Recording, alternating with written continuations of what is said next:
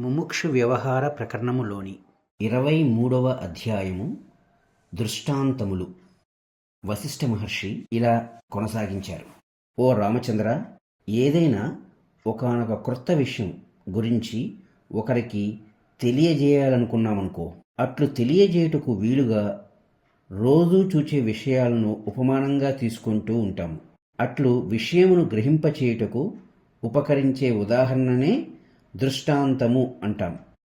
రాత్రిపూట గదిలోని వస్తువులను దీపం లేకపోతే గ్రహించలేం కదా.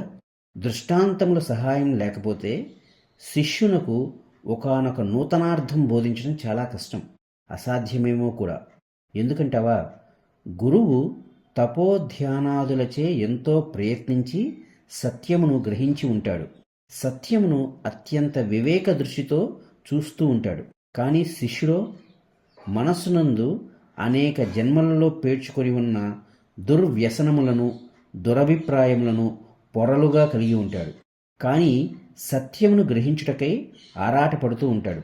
వాస్తవానికి సత్యము నిర్దుష్టమైనది, సుస్పష్టమైనది, ఒక్క వాక్యంలో చెప్పగలిగేదే. కానీ శిష్యుని వివేకము అంతటి సునిశితంగా ఉండదు. అందుకే బోధకులంతా దృష్టాంతాలు ఉపయోగించుచున్నారు. అయితే ఒక్క విషయం నీవు గమనించాలి. దృష్టాంతాలన్నిటికీ కారణము అనేది ఒకటి ఉంటుంది. కానీ జ్ఞేయము, సర్వ ప్రయత్నముల ప్రయోజనంగా తెలియబడే ఆత్మవస్తువు, సద్వస్తువు అయినట్టి పరబ్రహ్మము అన్నది సర్వదా కార్యకారణరహితమై ఉన్నది. కారణము లేదు కనుక నిత్యమైనది కూడా. ఈ విధంగా ఒక్క పరమాత్మ యందు తప్ప తక్కిన ఉపమాన ఉపమేయములందు కొంత కార్యకారణ భావములు ఉండనే ఉంటాయి. ఈ బ్రహ్మోపదేశ సందర్భంలో కూడా నేను కొన్ని దృష్టాంతాలు ఉపయోగించబోతున్నాను. అయితే నేను ఒక దృష్టాంతమును ఏ బోధ యొక్క అంశమును, విషయమును దృష్టిలో పెట్టుకుని చెప్పుచున్నానో అది సునిశ్చిత బుద్ధితో గ్రహిస్తూ ఉండాలి. అంతవరకే ఆ దృష్టాంతం గ్రహించాలి. అందుచేత నీవు నిర్మలమైన, సూక్ష్మమైన బుద్ధితో నేను చెప్పేది విను. ఉదాహరణకు, త్రాటియందు పాము వలె బ్రహ్మమునందు జగత్తు కలదు అని మనం చెప్పుకున్నామనుకో. ఇందులో వివర్తాంశమును, అంటే దట్ వాట్ ఈజ్ డెడ్యూస్డ్, మాత్రమే గ్రహించాలి. ఇందులో వివర్తాంశమును మాత్రమే గ్రహించాలి. అనగా చీకట్లో త్రాడు సర్పము అనే పదార్థంగా తోచుచున్నట్లే బ్రహ్మమే సర్వదా ఉండి ఉన్నది. చూచేవారి భ్రమ వలన జగత్తు అనబడు దానిగా తోచుచున్నది అని గ్రహించాలి. అంతేకాని ఏ విధంగా బ్రహ్మము నిత్యము, అఖండము, నిరతిశయానందము అయిన స్వభావం కలిగి ఉన్నదో అట్లే ఈ జగత్తులోని పదార్థజాలం అట్టి స్వభావమే కలిగి ఉన్నది అనే నిశ్చయానికి రాకూడదు. బ్రహ్మమును బోధించడానికి మనం తీసుకునే ఉపమానాలన్నీ స్వప్న వస్తువులలాగా మిథ్య అయినట్టి ఈ జగత్తులోనివే కదా. అయితే అట్టి ఉపమానములు మేము ఉపయోగించి శిష్యుని అజ్ఞానం తప్పకుండా పోగొట్టగలుగుతున్నాం. అయితే నిరాకారమగు బ్రహ్మము విషయంలో సాకారమగు దృష్టాంతాలు ఎందుకు పనికొస్తాయి అని తలచి బోధకు తిరస్కరించకండి. ఓ సర్వసభికులారా, నేను ఏది దృష్టిలో పెట్టుకుని ఒకానొక దృష్టాంతం చెబుతూ వస్తున్నానో అది గ్రహించగలిగినట్టి సుతీక్ష్ణమైన బుద్ధి మీరంతా కలిగి ఉండాలి సుమా. పరమ వస్తువును ఏ ఒక్క దృశ్య పదార్థముతో కూడా పోల్చి ఇది ఇట్టిది అని చెప్పలేని మాట నిజమే. ఎక్కడ వాక్కు, మనస్సు గ్రహించజాలక వెనకకు మరులుతాయో, ఏదైతే అనుభవం మాత్రమే అయి శేషించుచున్నదో అట్టి ఆత్మతత్వం విషయంలో ఏది సమగ్రమైన దృష్టాంతంగా ఉపయోగించగలదు చెప్పండి. అందుచేత ఒక్కొక్క సందర్భంలో ఒక్కొక్క విశేషమును, ఒక్కొక్క దృష్టాంతమును ఉపయోగించి ప్రతిపాదిస్తున్నాం. దృష్టాంతముల సహాయంతో ఇది మాత్రం ఇట్లు కాదు అని తప్పక ప్రతిపాదించి చూపుచున్నాం. నేను ఉపయోగించే ఒక దృష్టాంతమును మాత్రమే దృష్టిలో పెట్టుకుని, ఈ దృష్టాంతంలోని దోషం ఇది కనుక వీరు చెప్పేది కుదరదు అని వితండవాదాలు చేసుకోకండి.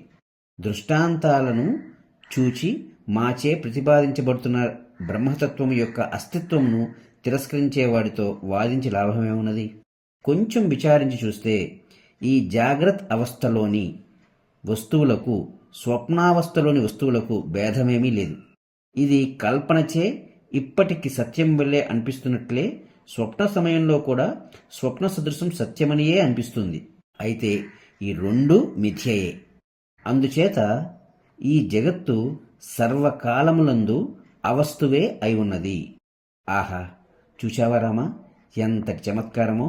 సరే, ఇప్పుడు బాల్యం నుండి మనలను ఆవహించి ఉండే ఈ జగత్తు అనే భ్రమ మిథ్యయే అనునట్టి నగ్న సత్యము బోధించుట ఎట్లా? అందుకుగాను మేము స్వప్నము, సంకల్పము, ధ్యానము, వరము, శాపము, ఔషధము ఇత్యాది అనేక దృష్టాంతాలు సమయోచితంగా తీసుకుని చెప్పుచున్నాం. అప్పుడు ఆ శిష్యుడు అవును నిజమే, ఇది స్వప్నము వంటిదే అనే నిశ్చయానికి వస్తున్నాడు. ఇదే నియమము తత్వబోధన చేసే అన్ని గ్రంథములలోనూ అనుసరించబడింది. కనుక మేము దృష్టాంతం చెప్పుచున్నప్పుడు బోధింపబడుచున్న అంశమును సూక్ష్మబుద్ధితో గ్రహించాలి. మరొక ముఖ్యమైన విషయం, ఈ జగత్తు స్వప్న సంకల్పములలోని వస్తుజాలము వలె భ్రమ మాత్రమే లేక అసత్యమే అనే జ్ఞానం ఈ శాస్త్రం పఠించుటచే తప్పకుండా కలుగుతుందని కూడా చెప్పలేం. ఎందుకంటావా? విషయం బోధపడినప్పటికీ వాసనలు కూడా శమించాలి కదా. కాబట్టి అది సంస్కారంను అనుసరించి క్రమంగా ప్రాప్తించవలసినదే. అయితే అట్టి ప్రయత్నమునకు సిద్ధంగా ఉన్న జీవులకు తగిన విచారణ, ప్రోద్బలం ఇందు లభిస్తున్నాయి. ఏది ఏమైనా నిష్కల్మష సంస్కారవంతులు, విచారశీలురు మాత్రం ఇది పఠించుచుండగానే ఉత్తమమగు సర్వసమత్వం, ఆత్మ తాదాత్మ్యము పొందటం జరుగుతోంది. ఈ కనబడే స్వప్న, సంకల్ప, ధ్యానములందలి నగరము వంటిదే కనుక నేను ఈ స్వప్న, సంకల్ప, ధ్యానములను అందలి అనుభవములను దృష్టాంతంగా తీసుకుంటున్నాను. ఒకడు నిద్రిస్తున్నప్పుడు ఒక కల కంటాడనుకో, ఆ కలలోని అనుభవములు గుర్తు చేసుకోవటంలోనూ భూతకాలపు జాగ్రత్త అవస్థకు సంబంధించిన అనుభవములను గుర్తు చేసుకోవటంలోనూ భేదమేమున్నది? అది అట్లుండగా స్వప్నంలోని ఘోర దృశ్యములు బాధింపబడటం, ప్రేమించటం వంటివి జాగ్రత్తలో అరవటం, కలవరించటం, వణకటం వంటి ప్రతిస్పందములుగా అప్పుడప్పుడు పరిణమిస్తూ ఉంటాయి కదా. అంటే స్వప్నంలో కలలు కంటున్నవాడు ఆ కలలో ఉండగానే అరవటం, కేకలు వేయటం చేస్తుంటాడు. ఈ స్వప్న జాగ్రత్తలు ఎప్పటికప్పుడు అప్పటికి మాత్రం వాస్తవమేనని అనిపిస్తూ మరొకప్పటికి ఆ రెండూ కూడా గడిచిపోయినట్టి అనుభవం మాత్రంగా, జ్ఞాపక మాత్రంగా మాత్రమే ఉండిపోతున్నాయి. అందుకే ఈ రెండింటికి అనగా స్వప్న జాగ్రత్తలు రెండింటికి భేదం లేదని చెప్పుచూ దృష్టాంతంగా తీసుకుంటున్నాం. సువర్ణమే ఆభరణమునకు కారణం కదా అనే దృష్టాంతం చెప్పామనుకో, మా ఉద్దేశం బ్రహ్మమే ఈ జగత్తునకు కారణం అని చెప్పాలని. అట్లు చెప్పినప్పుడు బంగారము ఆభరణములుగా ఆకారం పొందినట్లు బ్రహ్మము జగత్తుగా ఆకారాదులు పొందుచున్నది అని గ్రహించవద్దని మరలా గుర్తు చేస్తున్నాను. బంగారము ఆభరణం వలె ఆకారం పొందుట జరుగుటలేదు. బంగారం బంగారంగానే ఉన్నది. అలాగే బ్రహ్మము జగత్తుగా ఆకారం చెందటం లేదు. జగత్తుగా తోచుచున్నప్పటికీ బ్రహ్మము బ్రహ్మముగానే ఉన్నది. ఇప్పుడు ఈ దృష్టాంతంలో ఇక్కడ సువర్ణము యొక్క సర్వధర్మములు గ్రహించకుండా ఒకానొక అంశ అనగా క్యారెక్టర్, ప్రాపర్టీ మాత్రమే తీసుకుని తత్వ విషయమే బోధిస్తున్నానని గ్రహించారు. బ్రహ్మము నుంచి జగత్తు ప్రకటితమవుతోంది అన్నారు, బంగారంలోంచి ఆభరణం ప్రకటితమవుతోందన్నారు. మరి ఆభరణంలో రాళ్ళు దాగి ఉన్నాయి కదా, రాళ్ళు అనేది స్థూలమైన వస్తువే కదా, కాబట్టి ఈ జగత్తు స్థూలముగా ఎందుకు అనుకోకూడదు? ఇటువంటి విమర్శ చేయకూడదు, ఇటువంటి మీమాంస చేయకూడదు. దృష్టాంతములోని అంశను ఏ ఉద్దేశంతో చెప్పబడిందో దాన్ని వివేకంతో గ్రహించాలి.